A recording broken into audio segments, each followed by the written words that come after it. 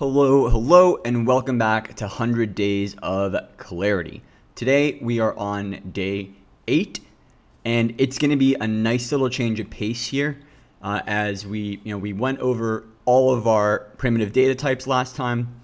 This time today we're going to introduce the first more complicated data type, and we're also going to greatly expand our knowledge of functions and how to use them effectively. Okay.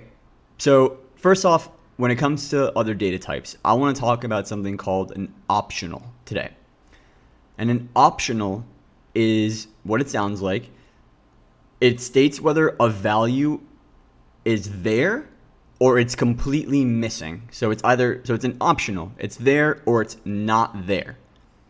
And one of these values in an optional, it's not an actual data type itself, but it's a wrap. WRAP, it's a wrap around one of the primitive data types. So any one of our primitive data types that we use, whether it's the Boolean, the number, or the string, we can create optionals from these. And so you might be asking yourself, well, fine, but what would I want to use an optional for?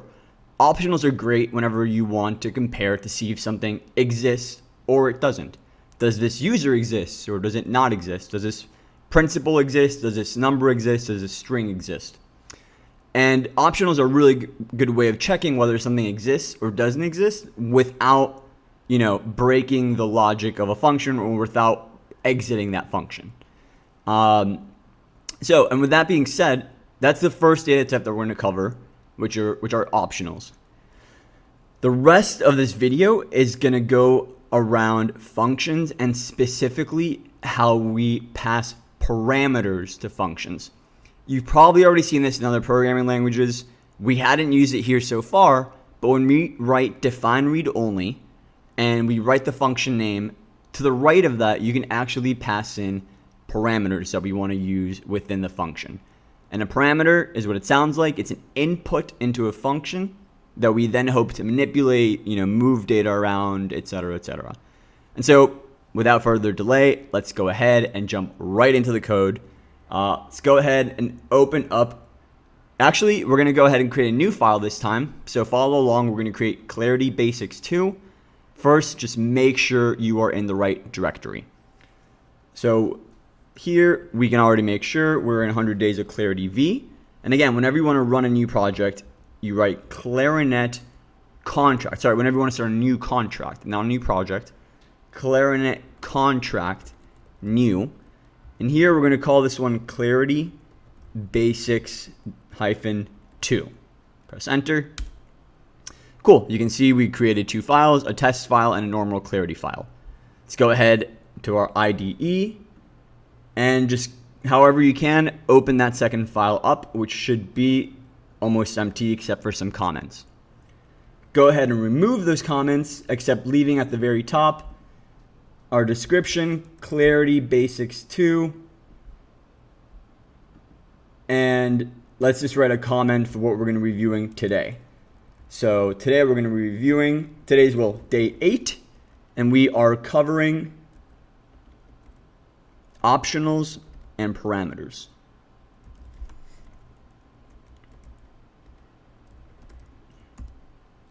Okay. Cool. So first things first, let's show you guys what an optional looks like when you return something and when you return nothing.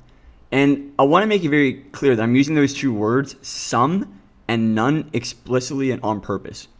Those are 2 words that you're going to see within Clarity. Whenever an optional is a value, we just know it is some, S-O-M-E. And we know when a value is not there, it is called none, just N-O-N-E. And we're not going to explore on this today, but optionals and another data type called responses, which we're also not going to look at today, they're both wrapped data types. And as the verb wrap or adjective defines, there are ways of unwrapping either optionals or responses for the true value within those data types. Again, we're not going to do that today. Today we're going to keep it simple and just show you the very basics of optionals. And so let's go ahead and write our first function, define read only. And we're going to call it show sum. Enter, enter. indent. And here, real simple, we're just going to do parentheses, sum, u2. And as you can see, that lets us save. Let's write another one that shows, another function that says show none.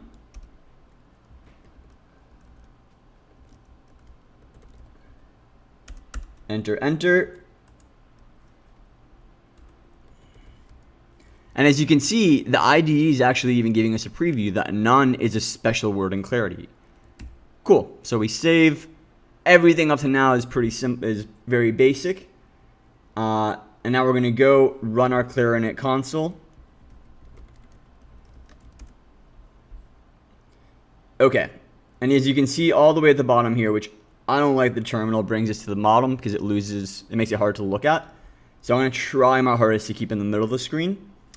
We're going to go ahead, do a contract call, except wait, you see that we now have two contracts in this contract identifier. We have Clarity Basics 1, then we have Clarity Basics 2 with show none and show some. Well, we obviously want to call it Clarity Basics 2. So if you're using up arrow, come down here and make sure you're calling Clarity Basics 2, space, and then the function names. So show some. Okay, as you can see, we got back sum u2. If we call show none, we indeed get none. And just to make this very clear, the fact that we use u2 or an unsigned integer here doesn't mean anything. We can change this show sum to a Boolean, we can change it to a string, and it would work exactly the same. All an optional does is either it lets us know whether there's a value inside the optional or whether the value doesn't exist. Going back here, again, we run it again, and we can see that if we call show sum, we indeed get sum hello. Okay, now what we're going to do ahead in this next function is we're going to write our parameters for the first time. And I'm going to show you two different ways of writing parameters. I'm going to show you two different examples. One is going to be just passing a normal uint in the parameter, and one is going to be what you need to do. I'm going to do a normal uint, a normal string, and a normal Boolean, and then I'm going to show another function where you pass in optionals for each one of those, and I want you to see the difference in them. So let's go ahead, define read only. Actually, let's go ahead and change show sum to show sum 1 and show none to show none 2, just so we don't get messed up with function names here. Okay, and now define read only.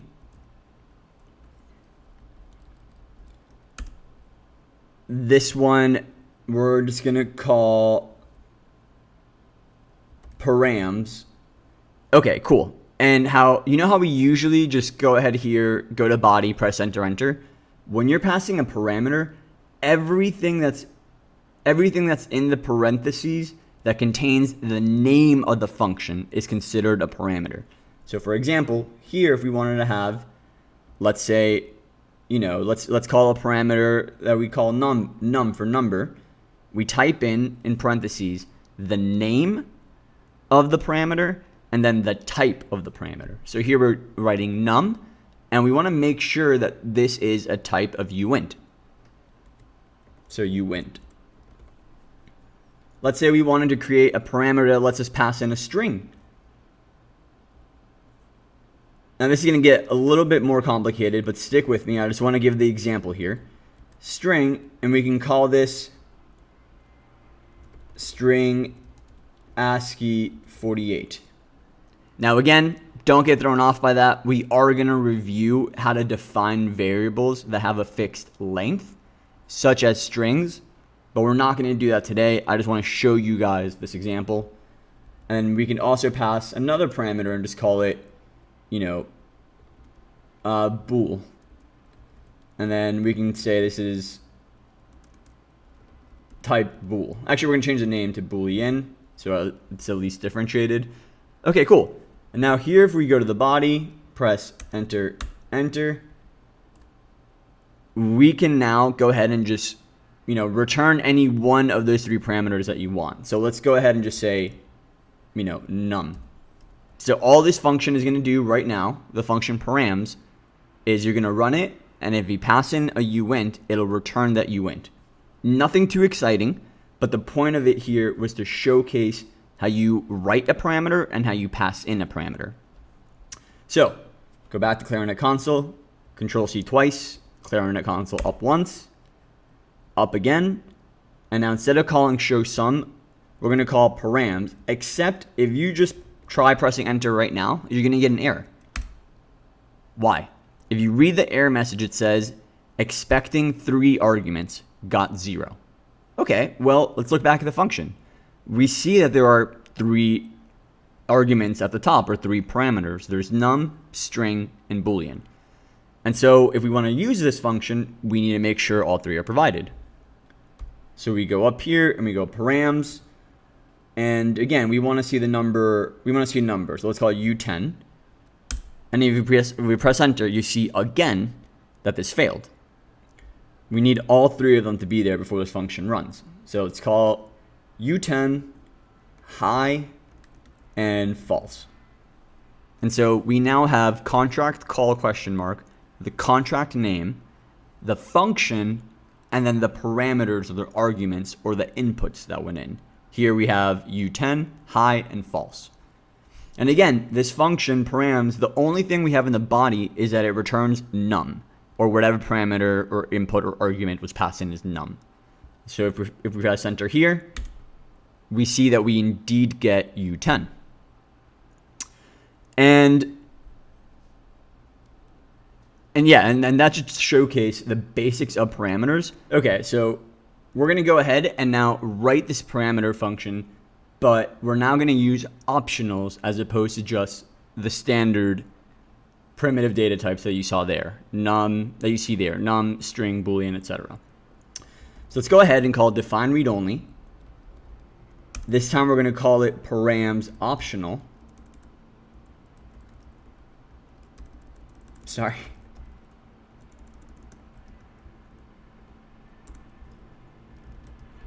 And within the parameters, all we're going to do is change the first parameter from num, and in uint, we want to make it an optional.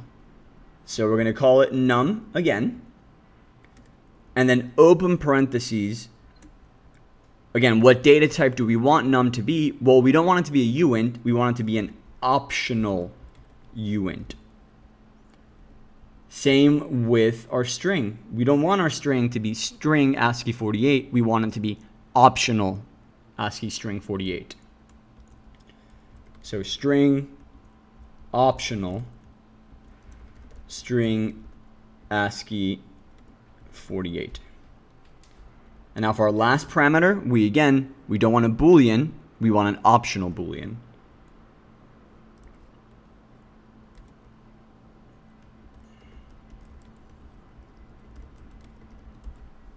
Okay, and now if we go to the body, we delete, press enter, enter.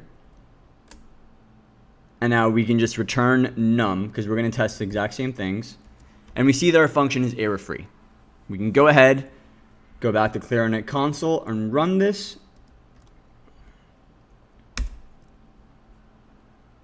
And if we see that, let's run params. Actually, we're going to go ahead and call params optional. And what we're going to do here is we're only going to pass in the first variable, U10. We're going to call it U10 and see what happens. Okay, as we can see, even if it is an optional, Clarity still requires to put in 3 inputs or arguments or parameters.